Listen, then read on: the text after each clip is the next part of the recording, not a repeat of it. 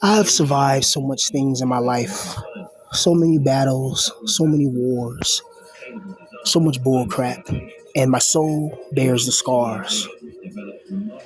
A lot of the guys in our position are irreversibly cognitively affected, and a lot of people are shaped from their experiences, how people treat you, how life treats you, how females treat you, how just existence itself treats you.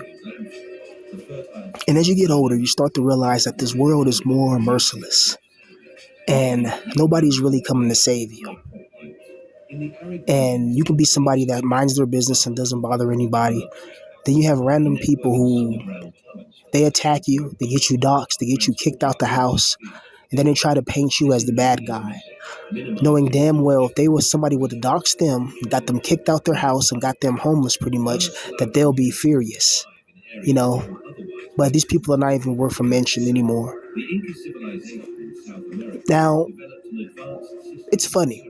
I never thought that when I first created my channel that I'll get to the heights that I got. And I think that it got a lot of people jealous. A lot of people were envious. You see, I wasn't saying anything that many other people, weren't saying already. It's just that it was coming from me, the messenger. I had a message that a lot of people liked and ride with, and people liked me, but it was coming from a black guy. Let's just be real. Because the people who dox me are racist. That person had a whole live stream calling me the N-word and all that. I mean, it's there. People have seen it. And these people just didn't like how I just came out of nowhere within 1 year and I was able to gain such a substantial audience, gain the love and support of people around the world, get almost 500,000, views and all that.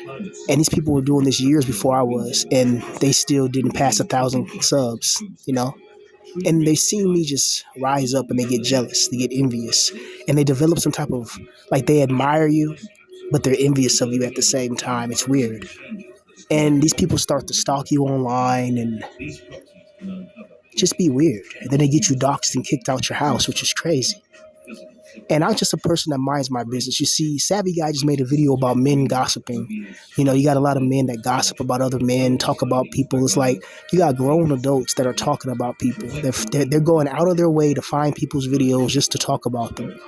It's just crazy to me. People that are not bothering them. I always worry about me and focus on myself. Try to use all my talents and attributes to try to build something that I can own, that I can create, and that I can innovate.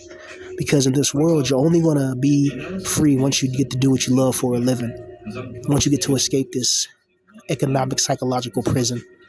And I was talking to somebody, emailing somebody earlier, and they were showing me their artwork, talking about, BPV, man, I want to check out, I want you to check out my artwork. I want to know what you think. And I seen this person's artwork and it was absolutely amazing. It's like this person's artwork is really, really, really good. It's like they could actually have their own anime. And I was trying to encourage this person, but this person just seems, they're just defeated by life. He was talking about how, he's always getting an argument with his dad. He gets an argument with his sister and all that. And he zones out and he starts to like draw out these little worlds and stuff. And he's pretty damn good. It's like, wow, like the way he draws is very detailed. It's almost like a computer does it, And I'm like, wow, so many people in this world with hidden talents like that, but people on the outside will look at them and call them a loser. But if you give that guy a chance to like work with some Japanese studio or whatever, overnight he becomes the next person that make like another type of Attack on Titan, or the person that made Pokemon. You don't even see the person that made Pokemon. It's just that's just like a Nintendo product. But Pokemon originally was made by a guy who was just drawing it and just doodling it and stuff like that. But there's so much hidden talent in this world, and it sucks because it feels like it can never, ever, ever, ever be redeemed. And life just has a way to destroy people who can see the truth and see life for what it is. You can see that we live in a systematic prison, point blank, period. Without money, you're nothing in the eyes of the world. And it's crazy because you would think a good world, would care about people's soul and their spiritual growth and development. We don't live in a world like that. We live in an artificial world, a world of instant gratification, a world of, where everything that looks beautiful is always hiding some type of poison just underneath it. And it's a ruthless world out there. You got mental, psychological battles, physical battles, demonic battles. You got to battle with the demons within, the demons around you, the demons in the world. And you still got to stay strong and maintain and try not to go insane in the brain. And it's difficult. It gets hard, you know. But we have to stay strong, man. Even in my turbulent situation right now, which is just, just beyond brutal. You know what I mean? It's like, it's just when life got you kicked down at the bottom, you think it can't get any worse, then it gets worse. you know? And it's absolutely brutal, man. And all you guys out there, you email me, you guys send me like your artwork or, whatever, I appreciate it, you know what I mean? But you guys should just believe in yourselves more and just go for it, man. Try to get your own website, try to build your own YouTube channel, maybe showcase your artwork and try to build a fan base and try to release your stuff. Um, a few months ago, I remember releasing a little rap song I did on YouTube and it got about, what was it like? Was it 500, 700 views, something like that? And that was something I'm like, wow, that's cool. And that came with me just building up a channel talking about, my life and my experiences.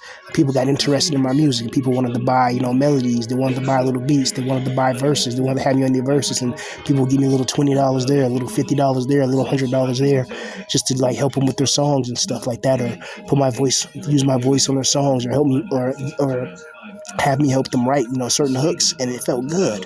And that all came from me starting my own YouTube channel. That would have never came any other way, you know.